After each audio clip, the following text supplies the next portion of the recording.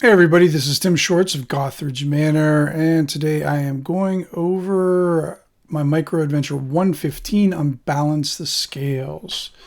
So I'll be going over details of it and some layout options, because this one was a practice in layout, and that's what a lot of my micro adventures are. So they're short enough that I can play around with elements and how I use things, and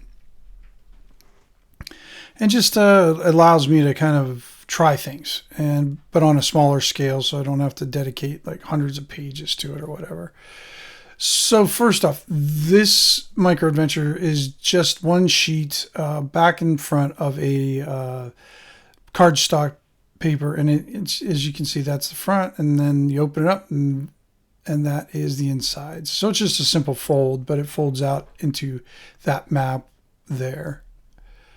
But first of all, okay, so it's called Unbalance the Scales, playing around just with the title itself. As you can see, it's Unbalance the Scales. I have one word above the other word, this kind of skewing down a little bit to kind of mimic a little bit of the scale. Just because, I thought it was kind of, I don't know, it's what I came up with. I don't know. I think it looks pretty good, but, I don't get the final say. So anyways, but and then I have this beautiful piece of artwork by Perplexing Ruins. He's got a really cool Patreon. Just comes up with some of this very evocative artwork that I think is, I don't know. I just really like the look of it and everything. And of course, this is for a ShadowDark rule set, 3rd level characters with a wizard. The wizard thing is important because that's what it starts out. Because this whole thing of unbalancing scale comes up, concludes with basically a wizard putting in this tome of power into the place of power. Anyways, so.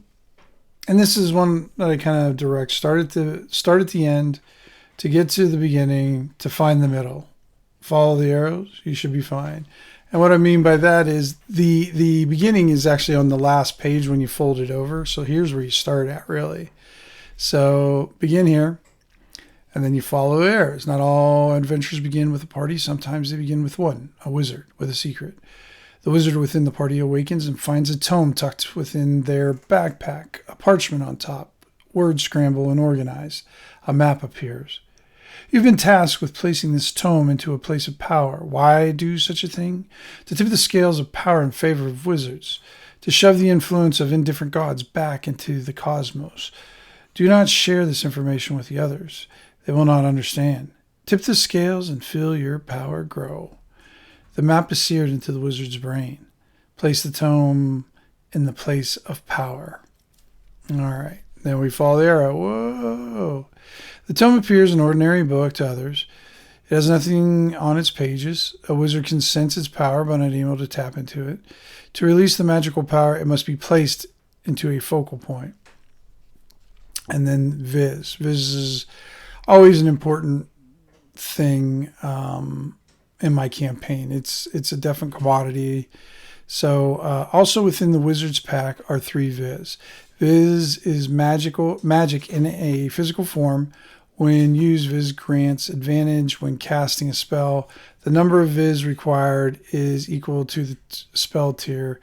A second tier spell would require 2 Viz to gain advantage in the casting. I've kind of played with that also, and sometimes I gotta decide, actually.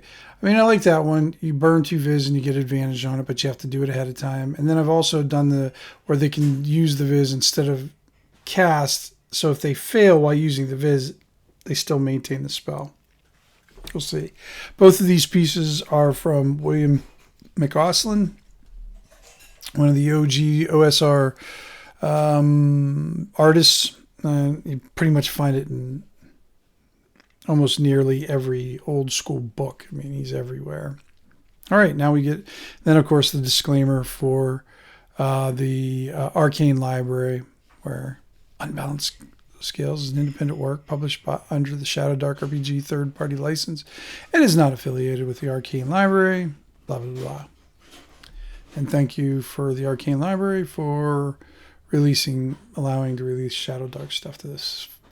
All right, now we get into the map. So this is reminiscent of the one-page dungeon contests. So it's something similar that we all kind of do. What we, put a map in the middle and then we kind of raid around it.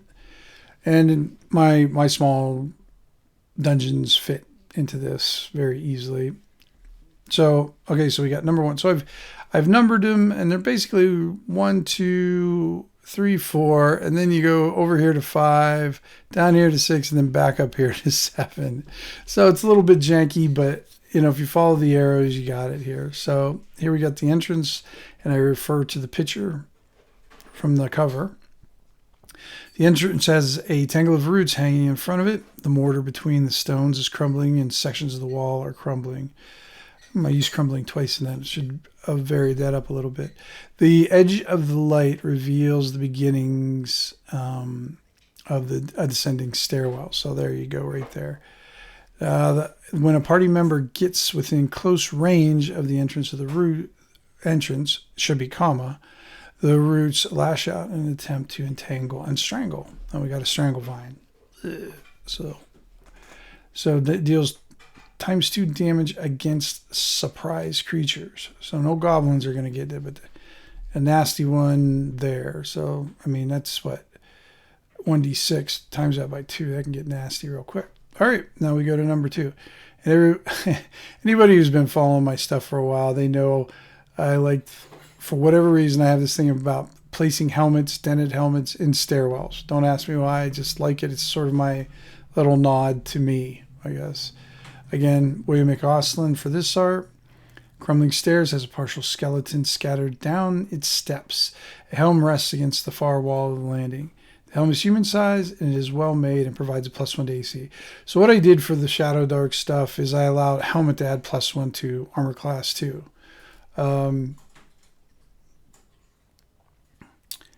In this case, I just thought it would be a fun find. It gives a +1 to AC, so cool.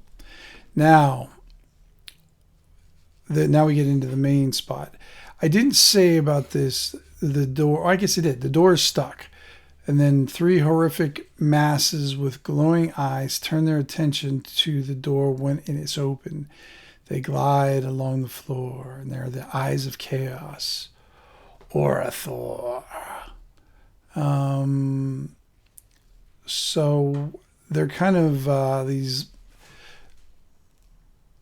almost like a gibbering mouther kind of thing, or gibbering mouther, however you want to say it. But they can paralyze for 1 to 4 rounds, and they do 1d6 damage. So and they have 2 I-beam attacks, so they're pretty nasty. All right, and then you got the statue up here. And this one's by Forge Studios. And this is Jack Badashki. He's got some really vivid art. I like his stuff. It's very striking when you see it. And then here, and this is just a creature I made up. I don't think this is in the ShadowDark stuff. It's just something I came along with. So a 20-foot tall gargoyle statue kneels in the alcove, its hands clenched in fists as it grimaces towards those that stand below it. At the base of the statue is a hidden compartment. TN12 intelligence to find it. Inside is a large skull cap used as a bowl with 130 silver pieces from another age and a hard silver hand axe. So just basically an offering type of place here. Then we boogie on through here, and right here we find Core K. Now we got to follow the arrows. This is where it gets a little janky. There are a pair of little goblin feet sticking out from beneath the rubble. They are stinky, as most goblin feet are. And then we follow the arrow down. Within the rubble is the corpse of Core K, a goblin thief. A short sword is still usable, a set of lockpicks, and a pouch that looks in new condition. And then we can boogie on up here. And above it, it says this is a pouch of preservation. It can hold 1 slot of inventory. It is used to keep spices, tobacco, and spell reagents fresh. So it's one of my go-to magic items in my campaign. I like that. This one's drawn by V. Shane. I don't know. I have a couple pieces by him, but I don't know too much. From what I remember, it's a lot of like clean line, black and white artwork of equipment pieces. Then I forgot to mention Forge Studios for the Gargoyle. Again, Forge Studios is sort of like William McCausland, where they're part of the old school stuff, and you see them in almost anything and everything. All right, now we go down to number 6 here. And this is the Wraith Prisoner, or Wraith Prisoner, however you want to say it. And one of the side notes I want to kind of use it. So I've drawn these arrows. So how I did it to kind of make it stick out a little bit. So I drew arrows, and then I put a solid glow around them, or an outline. And so that way it has a white outline, so it's easier to depict and kind of fight back the black here. And then I had these little circles, and then I put a light glow around it. I don't know, I thought it was a cool aesthetic, so that's why I added that. And so we're down here, so the Wraith Prisoner is down here. The entrance, oops, I got to follow my arrow. Here we go. I got to follow it down there, guys. So even I have to follow my arrows because I don't know where the hell I am. The door to the room is barred from the outside. There are 4 wooden lion heads nailed to the door, holy symbols of Delaquain and magic runes. An unnatural cold rolls off the door. Delaquain is one of my gods of battle. She's more of independence, and she's one of those gods that, unlike Serath, who's my god of order and war and battle, this one is more about independent thinking. She appreciates when everybody is saying yes, one person, lone voice, is willing to say no if they don't feel it's right. Excuse me, guys. And then we have the runes and holy systems don't do anything to the party, but the removal frees the wraith inside. So the lion head is her symbol, Stella Queen's symbol, and everything. And then they have to fight this pretty awful wraith because, I mean, he's a level 8.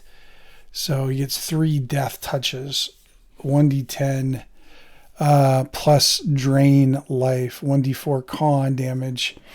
Death if reduced to 0. Yeah, that's some bad shit right there. Looks like my formatting went wonky there because I have too much of a space between those two. And looks like I'm missing. Looks like there was one, like 0 con probably was supposed to be down there. It's amazing how many times I can look over my own work, but I can't see it. But if I do somebody else's, it's fine. You know, I can see a lot more. But in this case, yeah, so unleashing that thing, it's going to cause them to run away, or it's just going to be bad, bad, bad. All right, now we go up to Tolmund. Tolmund, we go over here. Let's see here, go up there. And then we find the arrow to the drawing over to here. A 7-foot-tall humanoid dressed in a loinskin, bent at the waist using an underside staff. His ribs are showing. Sparse furnishings are scattered around the room. Tolman is polite, introduces himself. He is curious as to why the party is there. If they say to return the book, he asks if that's what they really want to do. He shows the party the secret door. If attacked, he dissolves their weapons. This is not really going to be a heavy combat thing. He's not interested in that.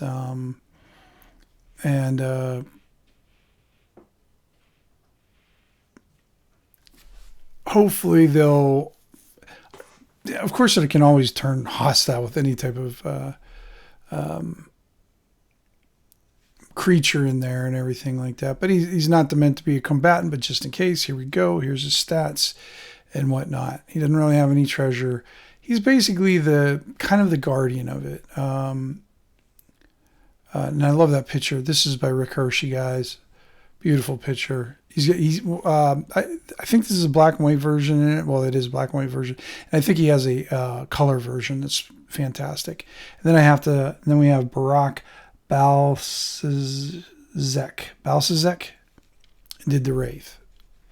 So I put a lot of artwork into these pieces. I think what I have 1, 2, 3, 4, 5, 6, 7, 8, 9, 10 pieces of art, and one I kind of used twice, but still quite a bit of art and just a turnover thing. And then we get into the Viz source, the place where the mage is questing to. So we go. The secret door is opened by a spellcaster, not a priest, pressing their hand against the wall. There is a glowing rift within the room. The magical explosion occurs if the book is placed within the rift. All wizard spells are cast at a +1 bonus, and all priest magic suffer a -1 penalty. The book can't be removed. Its effect, I should say, that's not supposed to be plural. Its effect is felt throughout the world. So this is a campaign changer here, guys. It ripples throughout. +1 to -1, which can be a huge difference to a lot of different things. But, I mean, this is something I like to give the players a chance to manipulate. They can decide whether to do it or not. They're not really going to understand the effect of it until they do it. And then once they do it, they can't remove it anyways. They're not powerful enough to do that. So I just think it's a quiet adventure. There's not a lot of hoopla going around. Not a lot of people know about it. It's just one and it's almost like this one wizard is just keeping it quiet. So maybe they can do that, but sometimes they don't even know why they're keeping it quiet. But yeah, that's the adventure. I think it can be run. It's got a little bit of combat. You definitely have some combat with these two things. Those would be hard to overcome without fighting it out. The Wraith, the basically the party killer can be avoided, and then of course they can make the decision. Tallman is not going to be a combatant, and then if the book is placed in there, then what's Tallman to do? Is he going to stay there? Is he going to go? I don't like answering those questions. I like the DMs to decide that, because that's not what the Adventures is about. The Adventures is placing in the book, and then the after effects of it, what will happen.